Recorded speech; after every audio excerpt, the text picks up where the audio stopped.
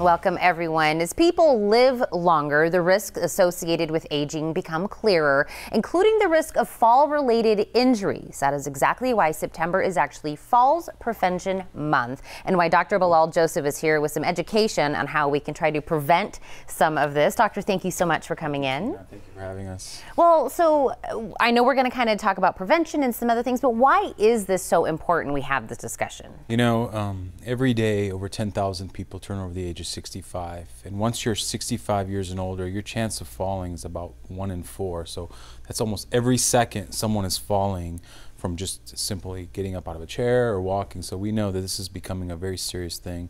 I can tell you at the trauma center, this is the most common reason we have trauma patients coming now is falls. So it's a very serious thing, and it's affecting a lot of people. This is the new future of medicine and trauma. Interesting, and we're going to get to the prevent portion of it because it is preventable. There are some things we can do, but what are some of the things that make us more susceptible to this? There's no doubt that old age itself is the first thing we know.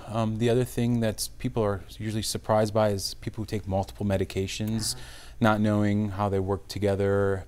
The heat, dehydration is a very common thing that also leads to falls. And you know, the other thing is just people who don't exercise or aren't as active. Sometimes just over time your body gets weaker, and that leads to falls. So there's lots of things that kind of play in part. So we want to make sure that we're doing our part also for the prevention part. Are there some basic things that we can kind of do? Absolutely. I think first and foremost, I think people need to speak up, speak to their providers and talk about falls, be open about it. A lot of people try to hide it until it causes a real serious injury, which falls can do.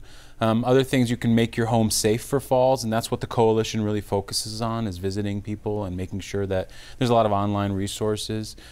Exercise programs, yoga, tai chi, I think are other things people can do to keep their mobility moving. And you know, I mentioned medications earlier, but also working with your doctor to ensure that you're on the right medications and you're not taking too many medications. So those are some of the basic things that you can do to help prevent falls. So of course, an open line of communication with your doctor, being educated, knowing that the coalition can come in and do stuff. But you did mention in there just a moment ago about serious injuries that come in. What are some of the things that can kind of spur off of this? We know that more than half the people that fall, that within 1 year, they will have another fall or maybe even die from some other medical related disease. But the fall is the first sign of either loss of independence or another thing is 1 in 3 people who fall usually have some sort of fracture, cuts, bruises. Another thing I didn't mention earlier is vision is a big thing that comes with falls. So make sure you're getting your annual vision checks. I think that's another thing.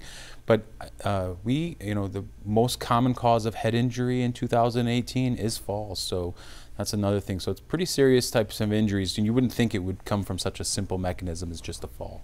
Well, and I feel like humans aren't really super fabulous at being super self-aware and know, oh, that's me, you're talking to me. So we're also kind of talking to relatives that may know somebody in their family that might be doing one or more of what we're talking about. So this is also reaching out to them. Absolutely. I think the fall is the inciting event. Yeah. And usually by the time it happens, it's too late. And I think having family being aware of your parents or whoever it may be, your grandparents, working with them, talking to them about these things, making them comfortable and saying that it's okay to talk about this, I think is a really good way to start.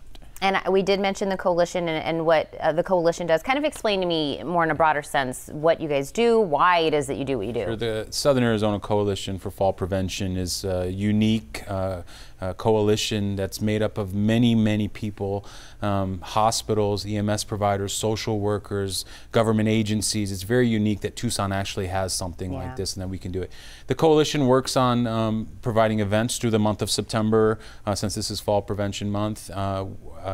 Also working on pamphlets and resources to the community to allow you to find places to go to learn about falls and help with the prevention. So that's really the big thing, is to get the message out in a very organized and professional way. So. And I think that's why this group of professionals specifically is in this, because you guys are on the receiving end of when it does go wrong. By the time they come to the trauma center, it's almost a little late. But you know, things like being on, you know, the morning, what you guys are doing to inform the community, Tucson community is you know, that's what we care about, and that's what we're trying to impact. And prevention is the best way to prevent this. So to know what's going on, to know about the injuries, to know how you can stop it from happening, I think that's the key. So. Absolutely, and I know, like you said, throughout the entire month, you guys are going to be having kind of little mini expos where people can come and get educated, bring your family members. The more that everybody knows and they can kind of do it as a support system is better. And we have the dates and times and locations of a lot of these, so, and they're throughout the city, so find one that's close to you, a date and a time that works, and do this before you end up. And there'll be a lot of people from